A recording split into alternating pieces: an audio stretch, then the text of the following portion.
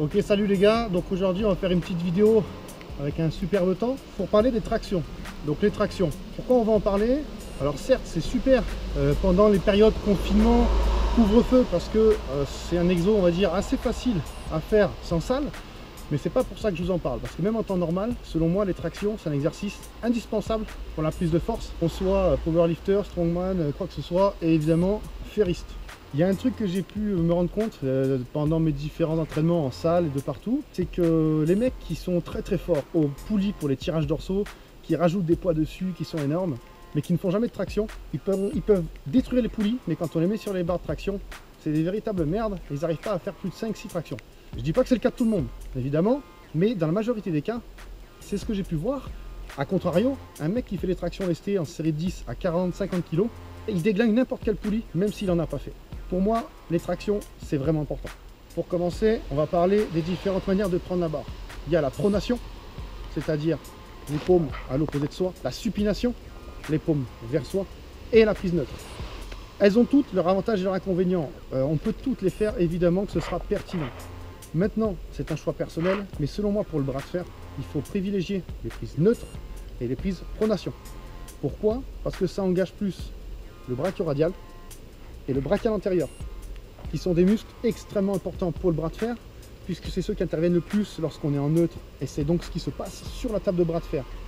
Évidemment, faire de la supination pour isoler le biceps brachial, pour un hooker, ça va être super intéressant. Mais voilà, si on devait choisir, j'axerais le travail sur le neutre et la pronation. La deuxième chose à voir, c'est la largeur de la prise. Alors, on entend plein de choses diverses et variées, il y a de la légende urbaine, il y a du réel. Pour résumer de manière assez simpliste, des études assez pertinentes et assez récentes ont pu démontrer qu'au final, entre une prise très large, moyenne ou serrée, l'intervention des différents muscles de la chaîne de tirage ne va pas varier réellement. C'est-à-dire qu'on a souvent tendance à dire on écarte très large pour porter les dorsaux, plus serré, ce sera les avant-bras, les biceps. C'est au final un peu faux. Ce qui va vraiment compter dans une optique vraiment un peu bodybuilding pour, on va dire, axer sur le dos, ça va tout simplement être le fait de, avant de tractionner, tirer les épaules en arrière. On tire et ensuite on tractionne. Mais ça, qu'on le fasse en serré ou en large, ça aura la même influence sur les dorsaux. Donc, moi je dirais que pour le bras de fer, dans une optique de prise de force, on va tout simplement faire la largeur qui est la mieux pour notre morphologie. On va parler de ce qu'on peut voir souvent donc dans les vidéos, c'est le combat entre amplitude entière ou amplitude partielle. Donc là aussi, on ne peut pas vraiment faire un débat. Disons que les deux vont être utiles. Si on parle de faire un travail musculaire de qualité, la full amplitude va être vraiment pertinente. De par l'étirement qu'on va faire sur le muscle, l'étirement c'est quand même un facteur extrêmement important pour la prise de muscle, et tout simplement la mobilité articulaire. C'est-à-dire que quand on voit des mecs qui sont extrêmement costauds, extrêmement forts, mais pas capables de plier le bras ou pas capables de bouger les pecs comme ça, c'est pas sain. Et c'est des choses qui peuvent provoquer des blessures, notamment dans des sports extrêmes comme le bras de fer. Donc selon moi, voilà, la full amplitude reste très importante quand on fait un travail musculaire, quand on fait du renforcement musculaire et pour travailler la mobilité articulaire dans toute la longueur. A contrario, le partiel va être super intéressant quand on veut vraiment spécifier un angle sur lequel on veut être fort. C'est-à-dire qu'il y a des études qui ont démontré qu'effectivement, lorsqu'on s'entraîne sur un angle en degrés précis, en faisant des répétitions partielles, voire de l'isométrie, et qu'ensuite on est testé sur tous les angles, par exemple de la flexion du biceps, on aura un gain de force bien plus important proportionnellement là où on s'est entraîné.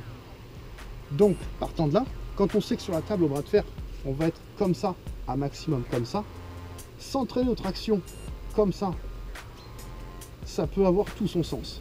Donc là, oui. C'est pour ça qu'on peut voir pas mal de ferristes à haut niveau qui en off-saison s'entraînent de manière musculaire traditionnelle full amplitude, notamment le cas sur les brisqueurs. Et plus on approche des compétitions, plus ils vont venir réduire les portions à ce qu'ils ont besoin sur la table. C'est pareil pour les tractions. C'est un concept que vous pouvez par exemple appliquer. Alors, une fois les bases des tractions posées, on va réfléchir à comment faire pour leur rendre les tractions encore plus spécifiques à la pratique de notre sport, le bras de fer sportif.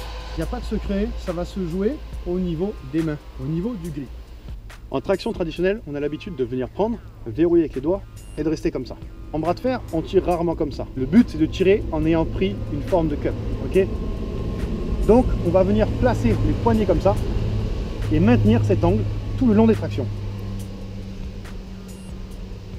faut savoir que ça peut être accentué avec des fat grips spéciaux qu'on vient mettre et qui roulent sur eux-mêmes. Donc ça, c'est un matos intéressant à avoir. On peut évidemment le faire avec un fat grip, qu'il soit même fixe. Ce sera plus agréable à maintenir que sur une barre fine comme ça. Il y a aussi une manière de travailler les mains intéressante, pas chère, la serviette de bain. On prend une serviette bien solide, surtout pour les catégories grosses. On vient la passer donc dans sa barre traction. Donc imaginons que vous avez une barre droite, vous faites tout simple, hein, comme ça. Vous avez une barre un peu plus évoluée, vous faites comme ça. En fonction de la taille de votre main, le but c'est que ce soit rempli de manière plus ou moins similaire lorsque vous avez la main d'un adversaire. Moi qui ai des grandes mains, j'aime bien doubler. Je viens prendre là, je serre, je prends mon pouce parce que je combats comme ça sur la table et je viens tout simplement faire des tractions. Hop. Hop. Et on peut regarder mon poignet, là aussi je viens mettre une flexion. C'est-à-dire que là je casse la ligne. Ça travaille énormément le grip. Pour se maintenir comme ça, on a une force. C'est pas pour rien que les judokas, les mecs qui font du JJB, quand ils s'entraînent aux tractions, ils font prendre un kimono et ils tirent le kimono. On peut aussi, une petite variante de la serviette. Donc la serviette c'est bien parce que ça s'adapte aux aspérités de votre main. Après on peut travailler avec des cordes, des grosses cordes de marin qui peuvent se trouver, voilà. On fait prendre les cordes et on vient faire les tractions.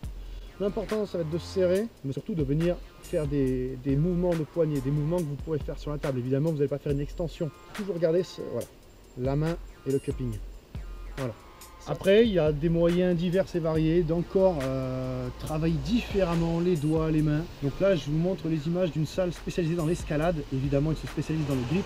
Et on peut voir toute la variété de prises, d'embouts qu'on peut avoir pour faire les tractions en spécialisant les doigts.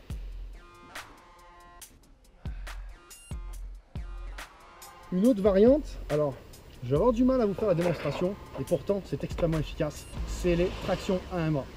Les tractions à un bras, donc qui souvent vont venir se faire de manière en prise neutre, donc par exemple comme ceci. L'avantage que ça a, c'est que c'est un exercice unilatéral. Et donc ça va vraiment simuler le tirage qu'on va retrouver sur la table. Alors après, suivant votre force, si vous arrivez à faire un mouvement entier, c'est parfait. Sinon, vous pouvez tout simplement vous monter et ralentir la descente à un bras. Attention tout de même, ça met une grosse tension sur l'épaule. Ça peut étirer violemment des muscles, notamment le grand dorsal, le biceps, le brachioradial, si on n'arrive pas à se contrôler. Donc voilà, pour les personnes qui ne contrôlent pas assez cet exercice,